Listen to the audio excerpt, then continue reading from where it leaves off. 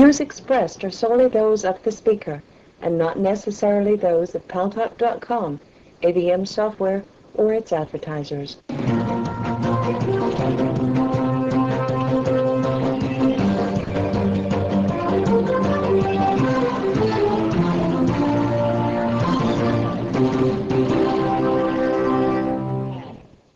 News Talk is online. News Talk Online is a production of Paltalk.com, the largest multimedia interactive program on the internet with more than 4 million unique users on demand on iTunes and on YouTube and on my blog, GaryBaumgarten.com, where you can post your comments whether you agree with yours truly or not. And thanks to our friends at CRN Digital Talk Radio, we're syndicated to 12 million additional households. I am your host, Gary Baumgarten, coming to you live from the Republican National Convention in St. Paul, Minnesota. To my left and to everybody's left, Alan Jacey, and helping me with the production and on the right, Boaz Frankel.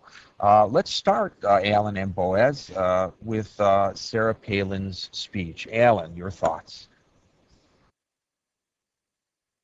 Okay, Gary. Hello, everyone. Well, Sarah Palin's introduction to the nation last night was very effective. She roused the base.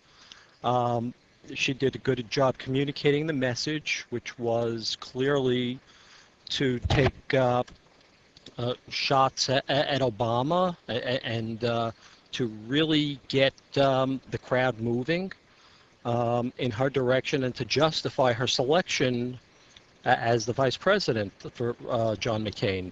So she was very effective in doing that. She didn't have any foul-ups on the stage. There was no slips, no misspeaking.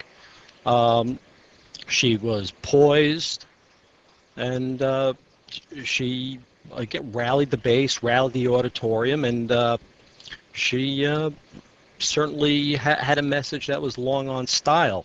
I honestly thought, though, that there were a number of messages that she did leave out. I don't think that she addressed the economy, which is still the number one issue, and I thought that was really lacking in that.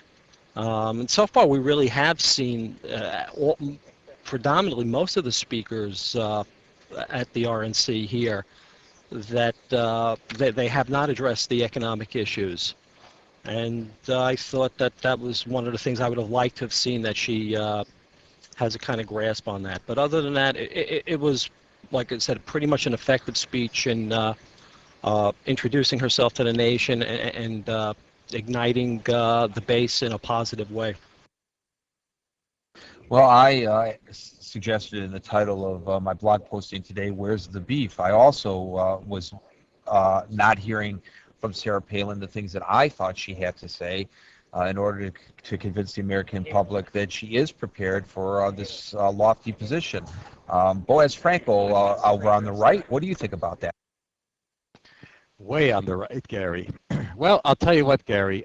Let me just make something a little clear here. I think there's a misconception of me being a Republican and that I completely support everything for good or for bad. Well, that's not the case here, and I'm going to tell you why. With regards to Sarah Palin's speech yesterday, I agree with Alan and you that it was a good opening to introduce herself, to show her capabilities of attacking the Democrats. Okay, she did that quite well.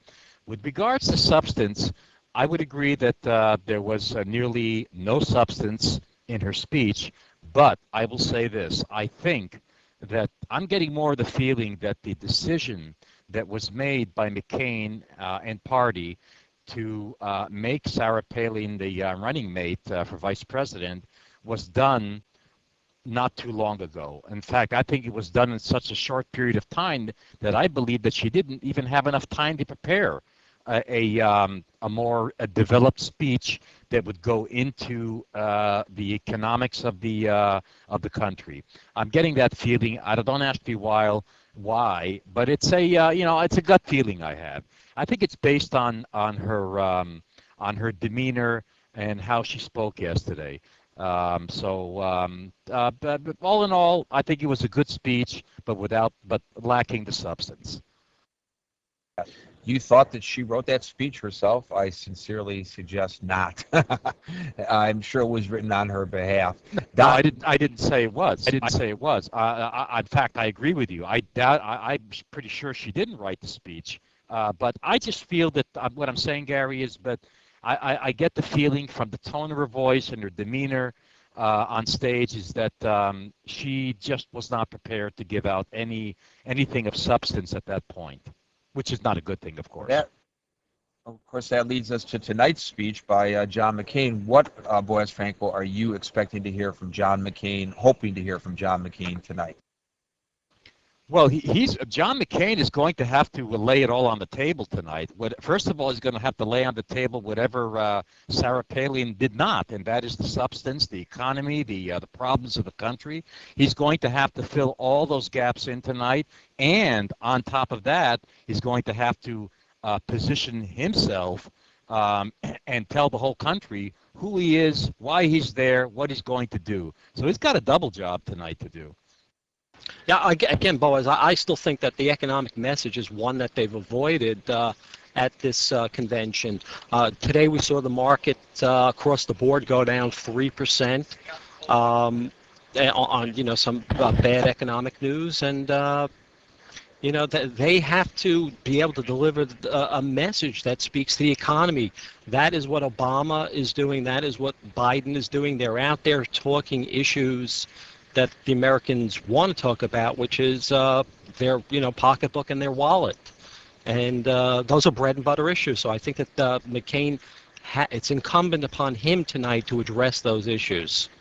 Alan, and I would say that that this was pre-planned, and what I mean by that is that I think that McCain and party decided, this is just my opinion, that because Sarah Palin is still somewhat new, they chose to have her present herself as a fighting spirit.